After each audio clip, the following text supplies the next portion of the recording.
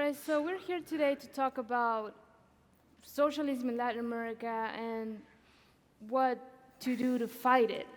So, Latin America, for decades now, has been some sort of socialist haven, and it has been dominated by socialist ideas for the most part for many, many years now. So, I wanted to ask you, Gloria, can you give us a little bit of historical background on how Latin America came to be a predominantly socialist region? Thank you, Agustina. So yeah, we are dominated in the 21st century by socialism in Latin America, not only because we don't learn from other people's mistakes, because I think that after the genocide of 60 million Chinese people in Mao's regime, or the genocide of the USSR, it's completely incomprehensible how people can get democratically elected proposing socialism in the 21st century, only in Latin America, where we don't learn history, we don't like to educate ourselves. In fact, we believe that the government should educate us, and that's why the government has a Marxist adoctrination that, of course, justifies socialism as the only economic way of life. But the truth is, this is not a problem of the 21st century. This is a problem that transcends every period of Latin American history. Álvaro Vargas Llosa has an excellent book called Liberty for Latin America. Why is it that neoliberalism and socialism haven't worked for the progress of our region? And he explains that there are 5 principles of oppression that have survived all the periods of Latin American history. Within these 5 principles of oppression, you can find mercantilism, wealth transfer, victimization complex, like always blaming someone else for your mistakes. Using the state, the paternalism of the state, and always looking for that messiah, that caudillo, that big leader that will take care of your problems.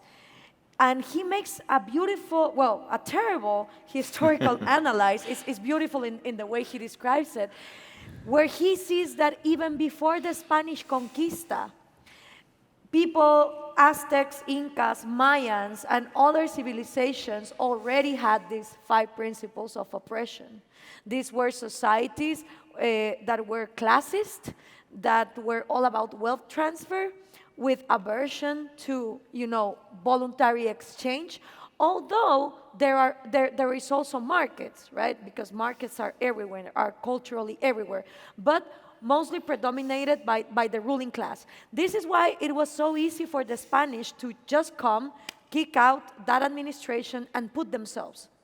And of course, these 5 principles of oppression get enforced with Spain, with the Catholic Church, with a monopoly, because now Latin Americans tell you, oh, the capitalism that we had from Spain. What capitalism? We were monopolies of the colony. Everything that would come out of Latin America was monopolized through Sevilla in the Consejo de Indias, and the Spanish didn't allow gypsies, Jewish, British, Germans, French people to come and live in the colonies in the beginning. So we were the monopoly of Spain, and this is how we created our economies. Then independence comes, and you would think, oh yeah, right, we are independing ourselves from this bad crown that only wants us for themselves. But no, the criollos perpetuated these 5 principles of oppression. And then we had dictatorships, military dictatorships, that also perpetuated these principles of oppression. So now we have socialism of the 21st century, which is the new thing of the old thing. But the truth is, we don't have culturally, institutionally, the desire for free markets, for free individuals, for free mentalities.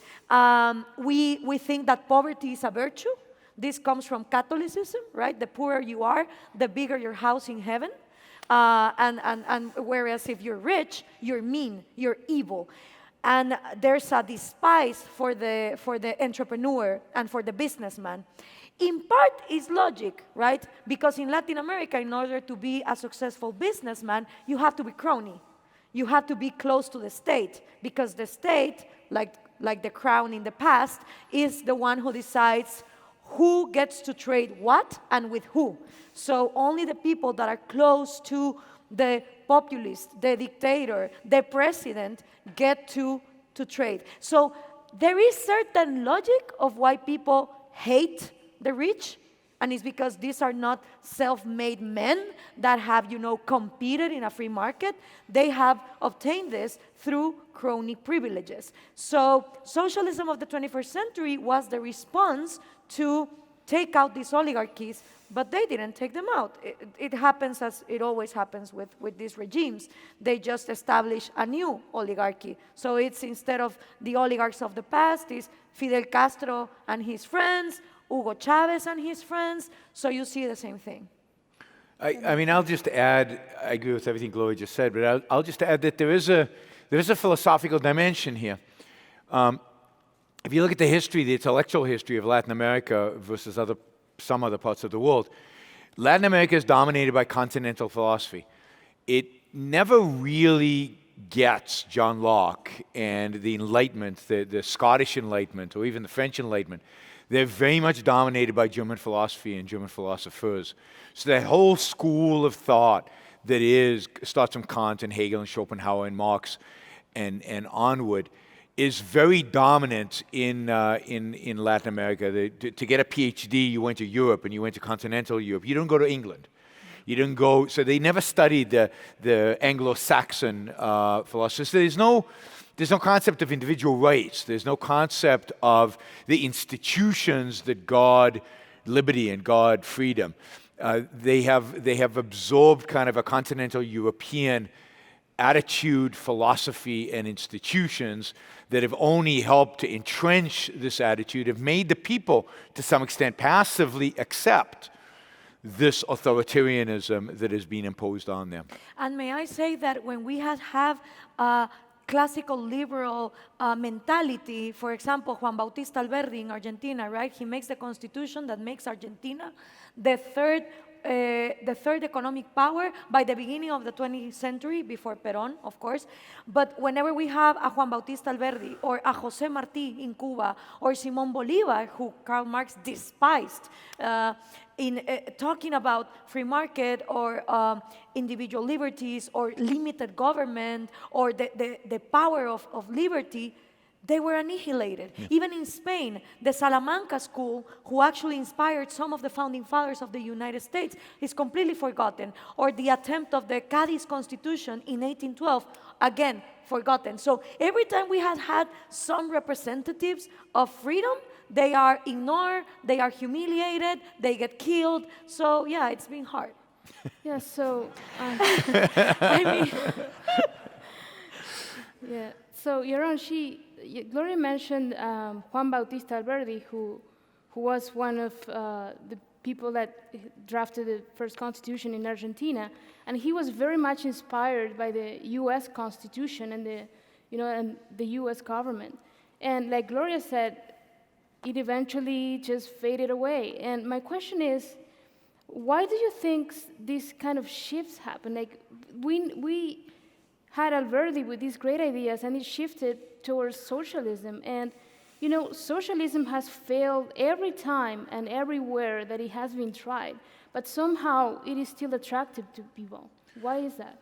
Well, I think in the case of Argentina, I think generally yes, some people at the top thought this was a good idea, classical liberalism was a good idea, but the culture never embraced it. And the philosophers and the intellectuals and the intellectual class never embraced it. They were enamored again by kind of the what they were getting from Europe, which was at the time socialism, Marxism, certainly at the end of the 19th century, early 20th century, fascism. Perón and others were inspired by kind of the fascist movements in Europe. So the intellectuals never adopted the classical liberal traditions, even if some political leaders for a while did. Now, why does socialism keep coming back?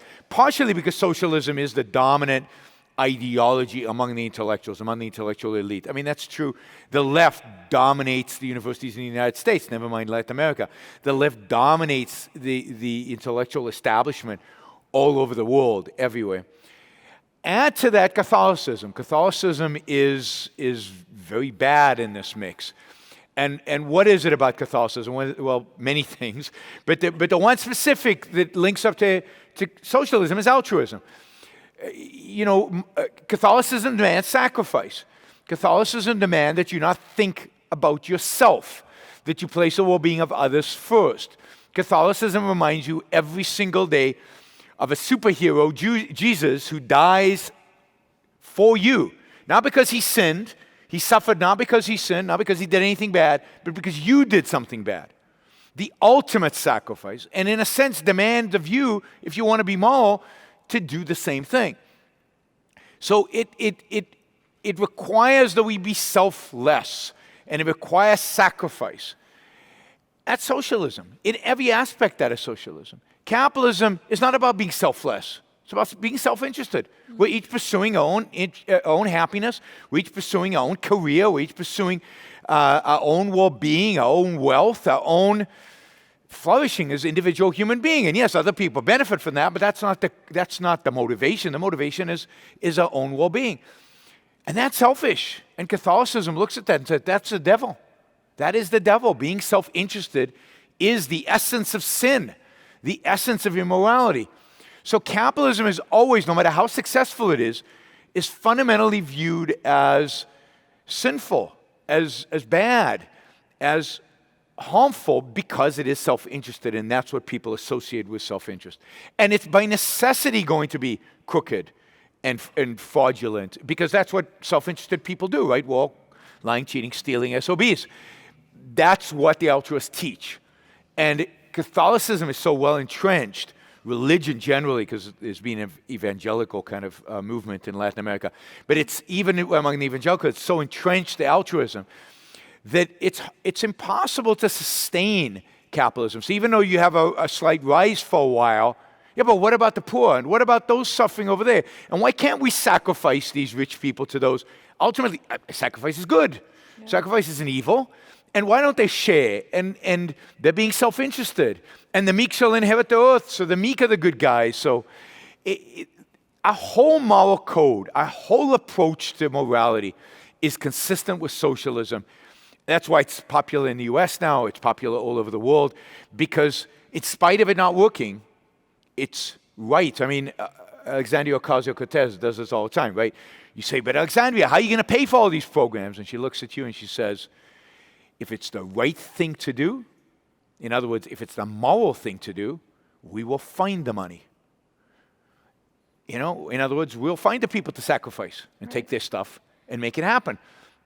But she talks in the verbiage of morality, and that morality is consistent with socialism in all its variations. And to hell with the results, to hell with the outcomes. And Gloria, in your book, The Populist Deception, you make a similar point, arguing that socialism has greatly benefited from particularly Christianism and Catholicism. Well, the other problem that we have, and I have it every day, in fact, in those commentaries that we're doing in the live stream probably is happening, is that the classical liberal movement, the libertarian movement, the anarcho-capitalist movement in Latin America is rooted connected to Catholics. And now that I published a book called The Populist Deceit, where with Axel Kaiser, a Chilean economist, we make the explanation of how historically, culturally, politically, and economically, socialism of the 21st century came into place. Then I published a book called How to Talk to a Socialist, to like mock myself from these young millennials and centennials that they're communists, but with iPhones, right? And they have in their iPhones the lock screen with Che Guevara. They say they're communists, but with iPhones. Don't take their Wi-Fi away. But now I also, but now I also published a book called How to Talk to a Conservative. Because I think it is necessary in Latin America to make the distinction between libertarians, anarcho-capitalists, objectivists, classical liberals, whatever you want to call it, from conservatives who only defend free markets, but they don't defend free individuals. And they don't want to get into the debate on how Catholicism and Christianity in general is deeply helping and supporting socialism, not because Gloria Alvarez says it. I mean, the theology of liberation, la teología de la liberación. A bunch of Catholic priests in Leuven, Belgium, come up with this theology theory where they say, well, you know what? If a priest grabs a gun in the name of Marxism, it's going to be okay. And guess what? They did it. In all the Marxist guerrillas in Latin America, in Peru, in Nicaragua, in Guatemala, in El Salvador. So this has historically happened, right? When, yeah, I know, it's like, okay, Marxism is supposed to be atheist, but if we can get the help of our Catholic friends, why not? So now that I have published this third book, although all my life, well, all my rational life, I've been for, the freedom of beliefs. I don't care if you believe in unicorns, mermaids, Quetzalcoatl, Mitra, Zeus, Jesus Christ. You are entitled to believe in whatever you want. But don't impose those beliefs by using the state, and then, for example, don't talk about legalizing drugs or legalizing prostitution or abortion or euthanasia, deep problems that we have in Latin America. Because by keeping these things illegal, you criminalize them. You make them profitable for the criminals. But now that's the problem. That's the challenge, right? That libertarians, the classical liberals, anarcho-capitalists, objectivists in Latin America, we are polluted by these conservatives. And they're writing books condemning homosexuality. They write books saying the Christian origins of the Western civilization. And they say to you, without Christianity, there wouldn't be any Western civilization. Without Christianity, there wouldn't be scientific developments. And you're like, my God, you were the ones who burned people for being scientists. And now you're telling me that I have to thank you because we have a Western civilization? And this is a debate that is long, it's already done in the Anglo-Saxon world. But in Latin America, we're still having it. In fact, like to give you an example, there's a book in the other room called How the Roman Empire Invented Christ, right? So I took some photos of that book. I put it in my Twitter account. It's not national television. I'm not standing in anyone's temple to prevent them from entering. No, it's my Twitter account. And people that call themselves liberals or classical liberals or libertarians in Latin America, they grab those images and says, how dare she? And they're like, yeah, she's a socialist. It turns out that if you're not Christian and defending free market, they put you in the corner of you're a Marxist, you're a socialist. This is the battle that we have right now in Latin America. It's really difficult because for decades, the libertarian movement has been embedded within this conservatism, and objectivism is even less known. I mean, we are the weirdos for proposing limited government and, separation of economics and state. But objectivism, oh no, that's even way more unknown. Yeah, I mean, I wish it was true that battle had been won in the Anglo-Saxon world. It doesn't feel like that in the United States. And I think that's right. And one of the reasons we objectivists resist the label of libertarian and resist being lumped together with all these groups is exactly that. We don't agree on pretty fundamental things, on really, really important stuff. I don't believe that religion is consistent with liberty. You can be religious under liberty, but if you're trying to justify liberty through religion, it's going to fail, and it's going to fail miserably. And to the extent that a culture is religious, to the extent that it is religious, to that extent it will never be free. That is, religion in some way has to be diminished, has to be privatized, has to be put in your private home and away from the public square in order for freedom to be able to arise. And that's what the founders did in the United States. But in Latin America, that separation has never happened. But it's also never happened in the minds of the thinkers. It is uniquely Latin America phenomena to have Catholic Marxists who take their Catholicism seriously and their Marxism seriously and have combined them. That doesn't really exist in Europe, although, again, I think there are lots of similarities between Marxism and Catholicism. I think Marx is very Christian in many respects, and Christian not in a belief in faith, but in his kind of altruism and his kind of collectivism, very similar to Christianity. But in Latin America, that's been combined, and it's a powerful force because everybody shares the moral code. Very few people are willing to challenge the religious beliefs.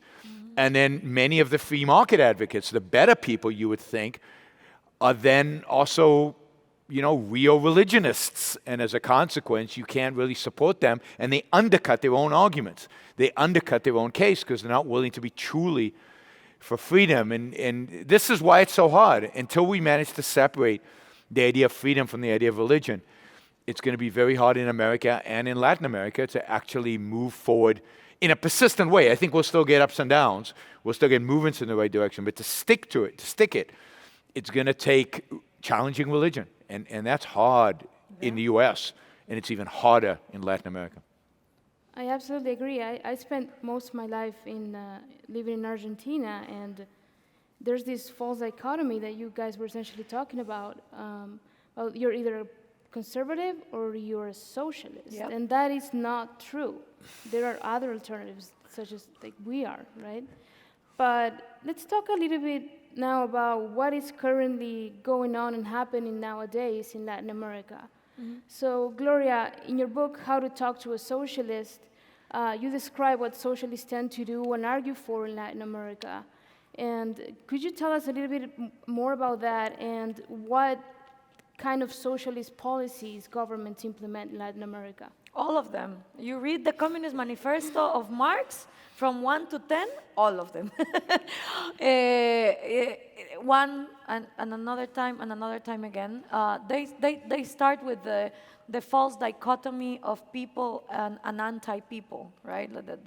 The enemies of the people. Of course, the people is the leader and anyone that supports the leader. If you don't support the leader, then you are the enemy of the people. The people is virtuous. The people are treated unfairly. The people are poor, and this is funny, right? Because the populist leader always says, "Well, here's the people, and they've been mistreated, and they are poor, and here are the rich."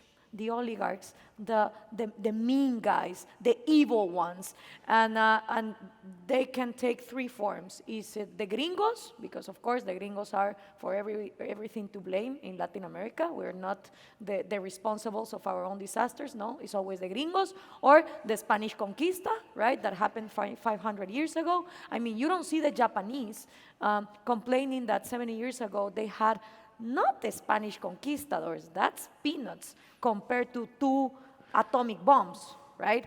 I rather have the Spanish conquering me any day than having 2 atomic bombs. I don't know about you guys, but you don't see the Japanese complaining, oh no, 70 years ago we had 2 atomic bombs, so this is why we're poor. Well, in Latin America, you hear people saying, no, we're poor because, 500 years ago we had conquistadores and we had the gringos that are always the ones to blame, and of course, the national oligarchy. Those are always like the 3 enemies to blame for everything. So first you have to divide into these 2 imaginary collectives that of course don't exist.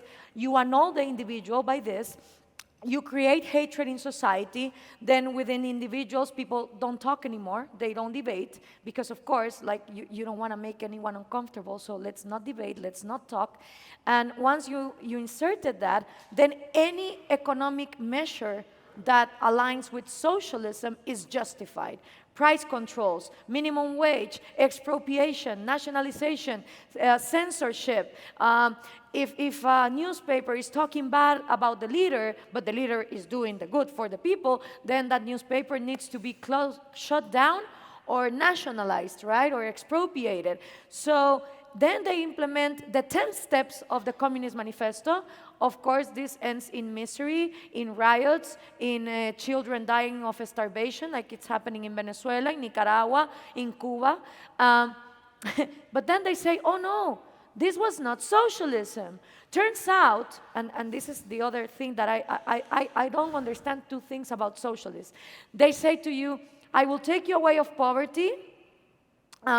You will need me because I am the Messiah, I am the leader, I know how to take care of you. You're too poor, too dumb to think for yourself. Don't worry, I'll expropriate the rich so you can be taken out of poverty. But at the same time, you're telling those people that being rich is being bad. So if I was a poor person listening to this message, I would be like, wait a minute. So you're telling me that being rich is being bad, but you're also telling me that you're going to take me out of poverty? So then what? I become one of those rich, mean people? That doesn't make any sense, right?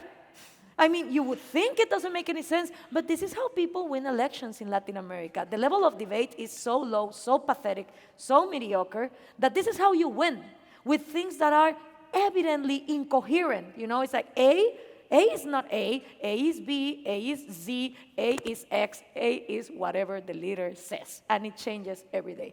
That is one thing. The other thing is that they are praised as the leader that finally is putting a stop to the Yankee empire and the gringos, and we're gonna have a national economy. Oh my God, Fidel Castro, so good. Hugo Chavez, what a guy. Okay? Once that socialism fails, as it always does and it always will, turns out that those gringos were all the way inside the conspiracy. And now they tell you, no, in Venezuela it's not the fault of socialism, it's the fault of the gringos. There are people in Venezuela who actually believe that every night the gringos go to the supermarkets to take everything out, and that's why there's a scarcity. Yes. I mean, there are That's people in true. North Korea that think what that their they say. leader doesn't go to the toilet. So, you know, like, once you implement the ridiculousness, the absurdity, and you diminish reason, it's like Animal Farm. You can repaint the rules as you want it. You can say any crazy idea that you want. How do you fight this, right? Thank you. It's that, I mean, the contradiction you say about, you know, we hate the rich, but we want to make you rich, and well, what happens when we become rich? I mean, that's one of the essential contradictions in altruism, right? Fundamentally, in altruism is you should sacrifice to other people. Their happiness should be important to you. But what are they supposed to do?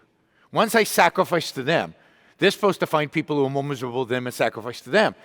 And what do? They have to sacrifice somebody else. It's a continuous circle of sacrifice that never really ends, because as soon as it ends with you, I'm not sacrificing. Exactly. Then you're the bad guy. You're evil.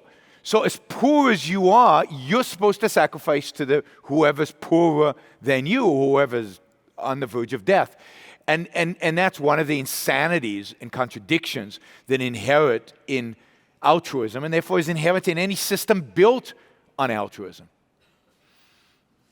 And, well, Gloria, you mentioned Venezuela, and, well, we're seeing the news every day how Venezuela has completely and absolutely collapsed.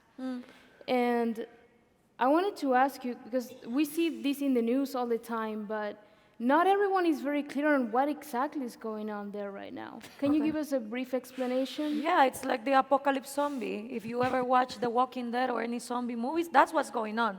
Now, let me tell you why it's happening. Because what's going on in Venezuela, you can look at the videos, you can see at the pictures, is the same that happened in the famine of the Great Leap Forward in China, or the gulags in the Soviet Union. The same thing. It's the same result. It's only that now it's Venezuelans instead of Russians or Chinese. Why? Why do we got there? Well, this is why it's so important to understand cause and effect. Because the saddest thing is listening to a Venezuelan that tells you, no, but you know, Venezuela is not socialism's fault. It's the fault of corruption. Because there is no rational logic in the way people think, and this has been destroyed by Marxist indoctrination, not only in public schools, also in private schools, right? It comes from both. So people think that first comes corruption, and then socialism doesn't work. They don't understand that, as Lord Acton said, absolute power corrupts absolutely. What is socialism? Is giving absolute economic power to the government. So if you give absolute economic power to the government, the consequence is corruption. So first comes socialism, then comes corruption. I dare you to ask 10 Latin American people if the problem is first corruption or socialism, and I bet they will say it's first corruption. They don't get it, and it's so sad. It's so sad to listen to a Venezuelan when he tells you, no, you know, it's not the fault of socialism. Socialism is good. The problem is corruption. That is as sad as if you would listen to a Holocaust survivor telling you that, no, the problem of the concentration camps wasn't the Nazis. It was corruption. No, really, it is horrible. It's sad because people don't understand that is killing them. Now, how do we get here? So, it all starts, of course, with the USSR and this idea of expanding communism everywhere in the planet. The first franchise that we had in Latin America of this killing machine was Fidel Castro in Cuba, 1959, right? So when Fidel Castro is successful implementing a Marxist guerrilla to attain power, the USSR starts putting in money to replicate the model in a copy-paste way during the Cold War, making Marxist guerrillas everywhere in Latin America. We had a civil war in Guatemala that lasted 36 years. El Salvador, the same. Honduras, the same. Nicaragua, the same. Uruguay. Argentina had its attempt of Marxist guerrilla. In Peru, you had Sendero Luminoso. And the most successful of all these Marxist guerrillas of them all, because then they became a drug cartel, is FARC in Colombia. So from 1959 until 1989, you have these copy-paste models trying to emulate what Castro did in Cuba. But guess what? The Soviet Union collapsed, and most of these guerrillas didn't make it. We also passed from military dictatorships to democratic regimes in Latin America, so we start choosing our own populists instead of being dictatorially implemented. And because of this, Fidel Castro was very astute, and he said, how are we gonna, stay in power?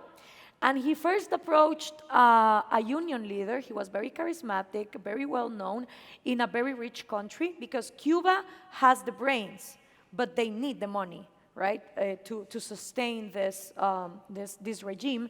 First, the money came from the USSR. When that collapses after the Berlin Wall falls, you need to come up with new ways of money. So his first protege was Lula da Silva in Brazil. Imagine Brazil, like a super millionaire nation. And in the 90s, they start gathering in their own international socialist called Sao Paulo Foro. And this forum unites every year to advance in the agenda. They are super organized. They know what to do politically, economically. But then someone did something better than Lula da Silva, and that was Hugo Chavez. In 1993, Hugo Chavez makes a military coup in Venezuela, and Castro says, maybe let's go with this guy, because Venezuela has oil, so it's as rich as Brazil. Since then, socialism shifted from violence, abandoning Marx, and adopting Antonio Gramsci, the founder of the Italian Communist Party. And Antonio Gramsci said, no. The way that socialism works, or communism, is not through violence, it's not the class struggle, it's cultural hegemony. We need to dominate the culture. And to dominate the culture, you need to dominate art, universities, schools, what people talk in churches, what people talk in their families, cultural hegemony. And through cultural hegemony, you win elections. Since then, the Foro of Sao Paulo, this regime of socialism of the 21st century, has inputted not only Hugo Chavez in Venezuela, Lula da Silva in Brazil, los Kirchner in Argentina, Bachelet in Chile, Mujica in Uruguay, Daniel Ortega en Nicaragua, Evo Morales in Bolivia, Rafael Correa in Ecuador. Now, López Obrador, the new guys are the Mexicans trying this. And in the countries that they haven't dominated yet, they have their franchise or their political party running in elections to win.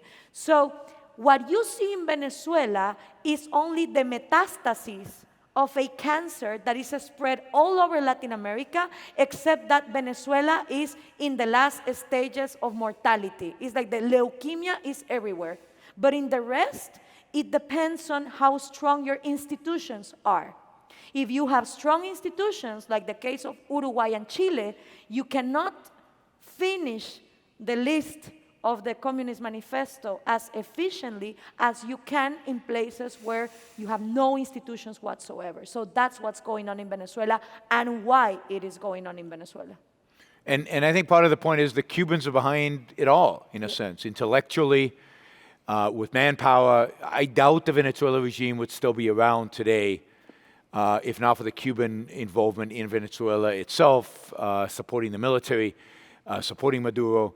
And, you know, the Cubans are sending people everywhere where there are these socialist parties. They're sending them to Mexico, they're sending them elsewhere. But Cuba its foreign policy is to get this Marxist agenda out to all these countries, particularly countries with money that can send that money back to Cuba, because the Cuba economy is horrific. The only way they survive is by squeezing money out of places like Venezuela and now Mexico. Yeah, and I wanted to ask you, Yaron, you know, Venezuela looks like it's been taken straight out of Atlas Shrugged, basically. And do you think that there is hope for Venezuela if Juan Guaidó, this new guy, takes Maduro out of power? So, I mean, the challenge is that the opposition is, as Gloria said, they're socialists. They're not opposers of socialism. They just think they'll do it right this time. Now, it's hard for me to say whether they really believe that or that is the only way they think they can maintain power. That is, do the people involved in the opposition party in Venezuela believe in socialism? Are they using it because they know that's what many of the masses still adhere to in spite of what's happened over there? I suspect that there are enough smart people there that have seen what has happened, that they will reverse many of the policies that led to where we are today. But that will just start the cycle over again, because they won't have challenged the fundamental beliefs. They won't have challenged the fundamental assumptions of socialism. They won't have even challenged the idea of socialism. They'll just practically do better things so that it swings in the positive direction. How long that's sustainable, I don't know. But I'm not particularly optimistic, because they really do believe that the government has a huge role to play in the economy. They might shrink it a little bit in order to spur economic growth. Even Lenin did that, right? In the 20s, Lenin in the USSR saw that the economy was collapsing, and he basically established pseudo-property rights for a while. Okay, so you can keep the profits a little bit for a little bit while, and the economy of the USSR recovered in time for them to squeeze it again. And whether that'll be a pattern or not, it will really depend on who are the leaders that come up in Venezuela. Clearly, I think both of us know people in Venezuela who are very good, real classical liberals, people who really believe in freedom and believe in capitalism. But whether they have a voice in a reborn Venezuela or in a post-Maduro Venezuela is so hard to tell, given the chaos over there. But it's hard to be optimistic. Do they have their Chicago boys, as Chile did? They're there. The people who know the stuff are there. But will they be given the reins of control over the economy so that they can change things? We will see, but I doubt it. One of the things that I've observed about people that want to actually change the predominant, socialist society that they live in Latin America is that they think that just being anti-socialism is enough. Like, you have to knock it down, kill it. But is it, Yaron? Is it enough to just be anti-socialism? No, it really is not. You have to offer a positive alternative. You have to be for something. And you have to make the case for the thing that you're for. And it has to be a moral case, not just an economic case. It has to be a case for human success and human flourishing and in people as individuals doing well. And it has to demolish this idea of the evil of success and the evil of wealth. So no, being against something just, so they'll go to a different form of authoritarianism. You have to be for individual rights. The ideas, the Anglo-Saxon ideas that come out of the Scottish Enlightenment or the English Enlightenment, the fundamental ideas that come out of the United States, the vision of the United States, those ideas have to be promoted. And ultimately, I think it's the free market economists and it's Ayn Rand who are the only modern representatives of these ideas, and they have to be promoted in Latin America. So for Latin America to be successful, not that everybody's going to become an objectivist, but at least that should be the thrust, that should be the dominant ideology that people know, yeah, it's kind of radical, but that's the direction we're heading, even if we never actually reach there. And many of the free market economists who not only show that socialism doesn't work, but show that capitalism does. Yeah. That combination has to happen. You have to have the morality from objectivism and the free market economics from classical liberalism, that combination, and the institutions of classical liberalism, kind of the institutions, the separation of powers, the independence of the judiciary, these fundamental institutions that came out of the Enlightenment that allow for the success of free societies in the West. Those don't exist in Latin America, and they need to be established. And it's going to be very difficult. We haven't talked about Brazil, but I think Brazil is going to be somewhere to watch and to see what actually happens. And if there's one positive spot in Latin America, it is Brazil, but we'll see. I mean, it's still an experiment that's happening.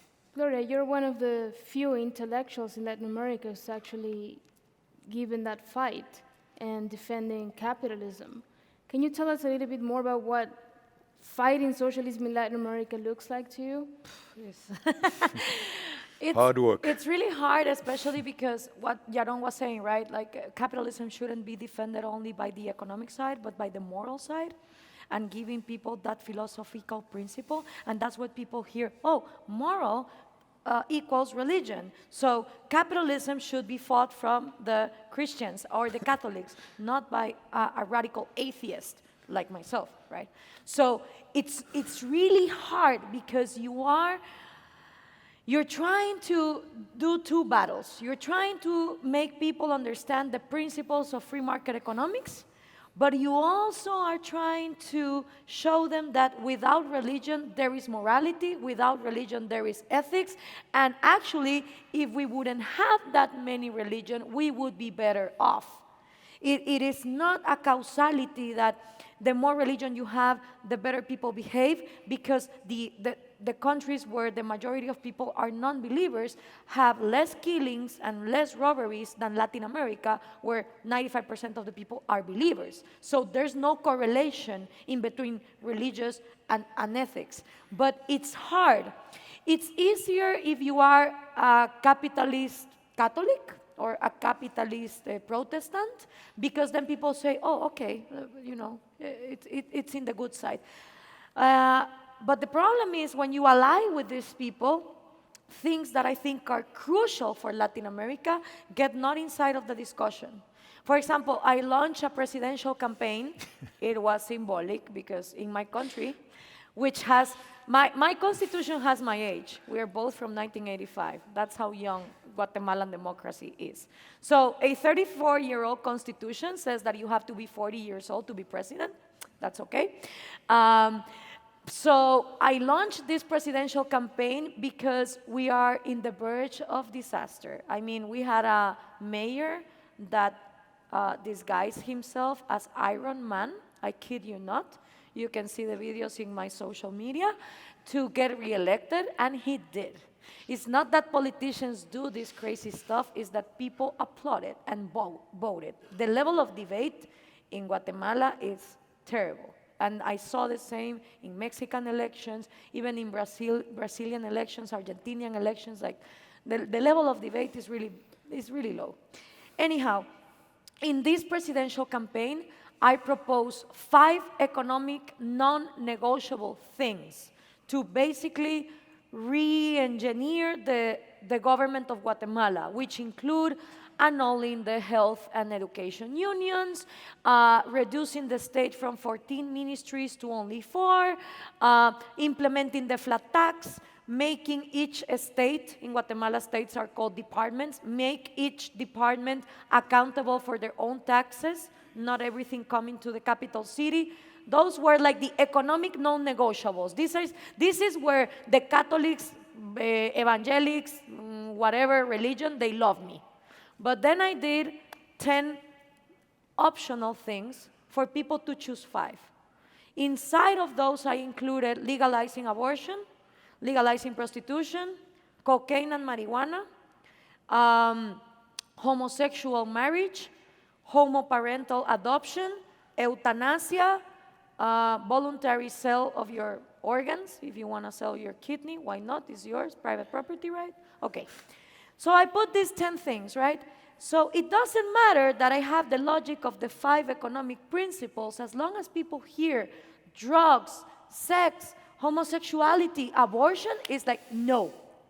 You cannot go with the right wing of Latin America with this kind of agenda because they're gonna say no. So that's my problem when people vote for the right, for the Bolsonaros, for the Macris in Argentina, or for the Iván Duques in Colombia.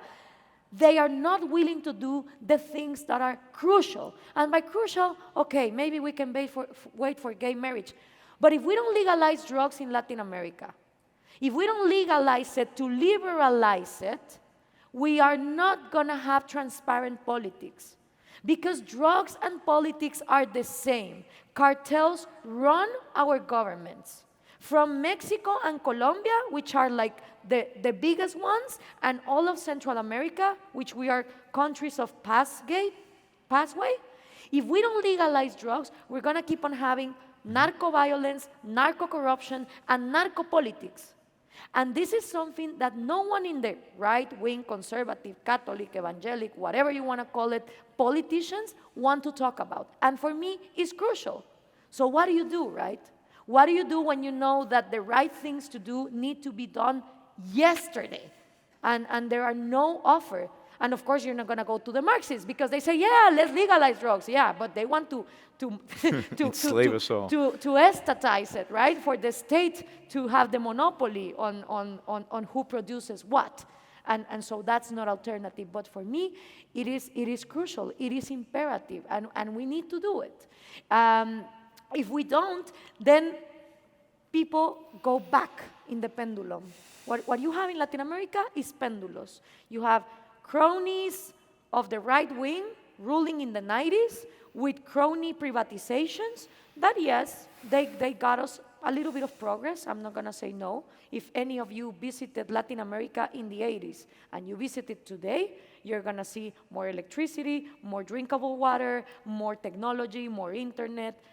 I mean, it's undeniable that Latin America has had economic progress. But since there was a lot of cronyism, the basement of society gets envious, gets resented, because it's not easy for them as it is for the people in power to open businesses, right? There's mercantilism, there's cronyism. So when these people get mad, they vote for the socialist lunatics. When the socialist lunatics starve them to death, they go back to the right-wing cronists. But it's always a pendulum. You don't see someone that is actually willing to do what needs to be done. So when she turns 40, she's running for president. Yes, vote for me. No, I don't know. So we should take questions. Yeah, I wanted to ask you one last question, though, Yaron. We need to leave time, but, you know, Ayn Rand talks extensively about sense of life in the Romantic Manifesto, as we know. But she also talks about sense of life in other works. And one of them is her essay, Don't Let It Go, in the book Philosophy Who Needs It. And she talks about a nation's sense of life and how important that is. So I wanted to ask you, do you think the fight for capitalism and individualism is harder in Latin America than it is in the US because of the difference in the sense of life of each region? Yeah, I mean, I think it is, and I think Latin America's sense of life has been molded more by Catholicism, by religion, by the depressive side of Catholicism and religion, and by Marxism. Marxism has been there and been at the surface for a very long time and embraced.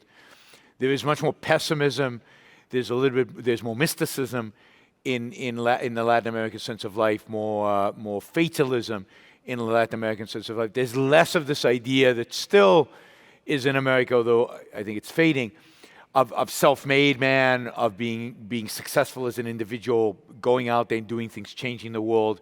So it's hard to bring about change because a lot of Latin Americans go, things never change, right? There's the pendulum. It's going to be here. It's going to be there. Why fight? Why bother? We'll leave, or we'll stay and we'll just live with it. So there's that fatalism that is part of the Latin American sense of life. So it's going to be hard. But look, saying that, I'll also say that it's hard everywhere. It may be marginally harder, but who knows where it will spark, right? Who will make a difference and how that difference will be made. That's why I'm excited about Gloria running for president.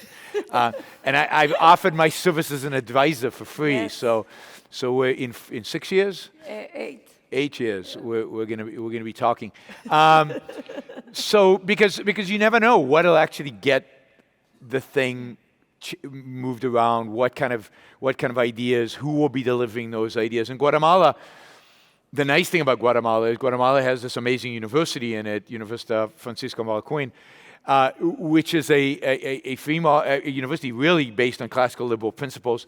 The business school has a 2-story high statue of Atlas Shrugged with a quote from John Galt at the bottom, just to make sure that you know this is not just any Atlas, it's Galt. It has a Friedman Auditorium, a Hayek library, a Mises pictures of Ayn Rand all over the place. So there's an educational institution, and so who knows if things won't, we can't move Guatemala a little bit in the future. So you can't just give up because it's going to be harder.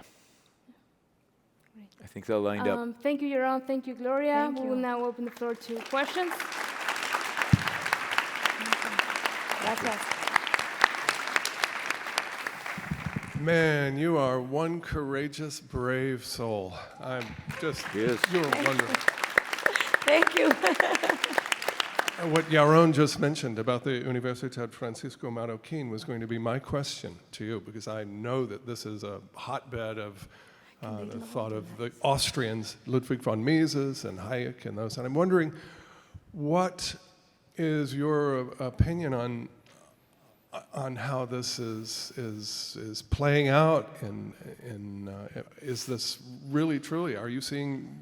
I hear all this pessimism about the philosophy and the 2 false alternatives that you were talking about. How is this playing out at the university, and what is your opinion of the prospects coming forth from the Universidad Francisco Marroquín? I mean, it's not guaranteed that if you study there, you become a libertarian or an objectivist. I actually know 2 sad cases. Luis Guillermo Pineda, he was a student with me in 2003, and before, I read Atlas Shrugged when I was 24, right? So I first go through Marroquín, learning about Hayek and Mises and Bastiat, and Rand was always there, but I finally read the book when I was 24, and I was like, oh my God, this woman puts the passion in the ideas that I've been reading, for entire college. This guy, he was an objectivist in freshman year, so we were already 17. And I don't know what happened to him, but then he came to Ocon, I think, several times. He was super objectivist, but then he shifted like 180 degrees, and now he's a socialist. Wow. Right? Wow. And so we also have a guy that graduated from the business school, Martín Rodríguez Pellecer. He's one of what I like to call socialista caviar, like, socialist with iPhone, and he lives in Zone 14, which is one of the richest and poshest zones of Guatemala. But he runs this newspaper where what they spread is socialism. So it's not a guarantee that if you graduate from Francisco Marroquin, you're going to become a freedom fighter. And some of the kids that go there, because granted, this is a private university and the rich people gets more access to it, but it is one thing true. They do put merit over last name. It doesn't matter who you are, it matters how hard you work and excellence. And so it's the only university in Guatemala that ends up having less students than more students by the end of the career. But, and yes, it's growing. Now it has a campus in Madrid. It's the first university in Latin America having a campus in Spain. It also has one in Panama. So it's doing a great job. Now they have this film faculty. They made a Quijote de la Mancha MOOC, open course with beautiful graphics, like Pixar quality, and they're teaching the principles of Quijote de la Mancha through liberty, right? The messages that are there. So I think there are important efforts that the university is doing, and we also owe to Manuel Ayau the fact that Guatemala doesn't have inflation. Because that guy in 1993, when he was in Congress with a bunch of other congressmen, they made it illegal for the central bank to print money every time the government of Guatemala asked them to. Amazing. So we don't have the inflations that Argentinians, Brazilians, or Venezuelans have because of that. So yeah. Wonderful work. Brava. Again, you're like a cross between Thomas Jefferson and Dagny Taggart. My God, You go. thank you so much. Hello. So there was an A word that came up a couple times that kind of triggered me. But in the United States, we know that people who are or describe themselves or actually share anarchist ideas, we know them either to be either evil people or people who espouse evil ideas.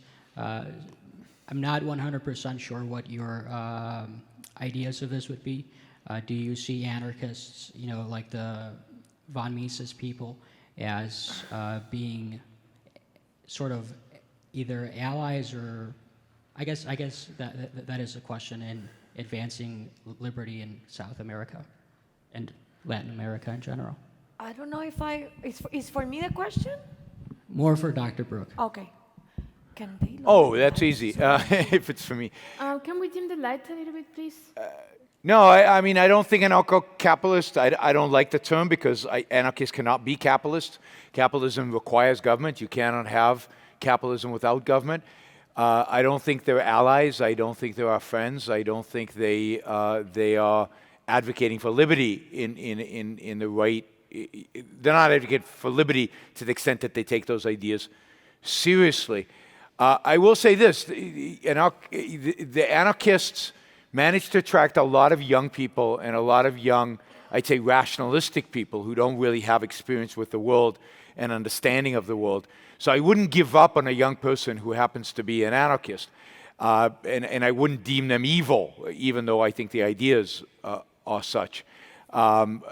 So I have no problem speaking to young anarchists and engaging with them. And everywhere I go, every talk I've ever given in any country, anywhere on the planet, from Mongolia to Tbilisi to Latin America, I always get the anarchy question because it's on the minds of a lot of young people, and they have done a great job at marketing their ideas. So while they're not our allies, I don't want to give up on the young people in terms of being able to flip them to our side. I think it's really, really important that we who defend liberty recognize government as a necessary good, not a necessary evil. That without government there is no such thing, there is no freedom, there is no defense of individual rights, that it's anarchy without a government. And that's not a good thing. Hi. 2 more questions, and then we have to wrap up. You talked about you going to this university, but I was wondering if you could share a bit more about how your eyes were opened. If you grew up in an environment that was completely socialist, how did you end up here? It was, like Ayn says, a little bit of nurture, nature, and decision, I guess. So I come from, my dad is Cuban, my mom is half Hungarian, half Guatemalan, so I'm the best product that communism has come up with. No, I always do that joke because, yeah, they are from both sides of my families. They're communism runaways, and they ended up in Guatemala. And I knew that communism was bad because my grandparents taught me all about it. But hating communism, which is something that you pointed out, hating communism doesn't make you a freedom lover immediately, right? I still thought that, the government should take care of the poor and have these plans and health and redistribution and all of this. I chose UFM because it was the only university, aside from the State University of Guatemala, which is a disaster. They're always on strike, and the state Marxist universities, what can you expect? So I was like, no, I will choose UFM. I actually didn't want to go there because that was like the university of the rich kids, right? And I'm more like middle class. But I was like, no, either I'm with the people that I want or I study what I want. And I wanted to study international affairs. To do what? I had no idea. I just knew I loved the contents, the table of contents, history, political philosophy, economics, and all of this. When I started, I actually was very cynical because they start teaching you economic process. You start reading, well, the first assignment was George Orwell, Animal Farm, which of course I was like, yeah, no kidding, this is what my grandparents have always taught me. But then you read Henry Hazlitt, Adam Smith, Tocqueville, the guys from Public Choice, you have a Mises semester, you have a Hayek semester. And I was very cynical. I once went to a professor and said, you know what, Caio? I think I'm gonna put a drugstore. And he was like, a drugstore? And I'm like, yeah. And every time someone comes with a disease or a problem or some, affection, I'm going to give them a little paper. And the little paper is going to say, don't you worry, the free market cures everything. And he was like, you cynical. And I'm like, well, for you guys, it seems like that, right? It's like, as long as we have free market, everything will be beautiful. The moment that it clicked me is when I read the Constitution of Liberty of Hayek, and he talks about how being free is being responsible.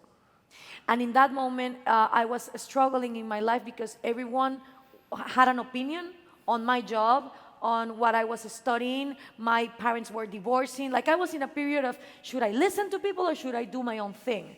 And the philosophical side of being free means that you're responsible and therefore other people's opinions don't matter as yours. It opened my eyes. Then I went to study abroad. I went to do an internship at the Cato Institute, and I saw how those guys were more pragmatic than my university to make public policy. And I said, okay, here is a clue. Then I went to the other side. I went to Europe. I studied in Marxist universities. I said, okay, definitely Marxism, not the way. I go back home. I always did radio. And this time, through radio, I started talking to people about these ideas in a way that was, like Alex Epstein said, bridge the message from where you are and where you want to get them. And by this point, I am, the crazy radio broadcaster talking about libertarian and objectivist ideas. Everyone in my country thought that I was a little bit insane. So this is from 2010 to 2014. 2014, I go to Spain to this Congress. I give a speech, which was, common sense. Let's use technology to dismantle the lives of all these populist regimes. They put it on YouTube. It goes viral. Like in 3 days, 1 million people from all over Latin America. From one day to the next, I become famous in all Latin America, and the crazy radio girl that talked about these crazy free market ideas becomes, someone that people actually want to listen to. And since then, I've been giving maybe like 1,000 conferences and giving advisory to young students, to people, and whoever wants to listen or debate, I'm here. That's very inspiring, Gloria. All right, thank you, Yaron. Thank you, Gloria.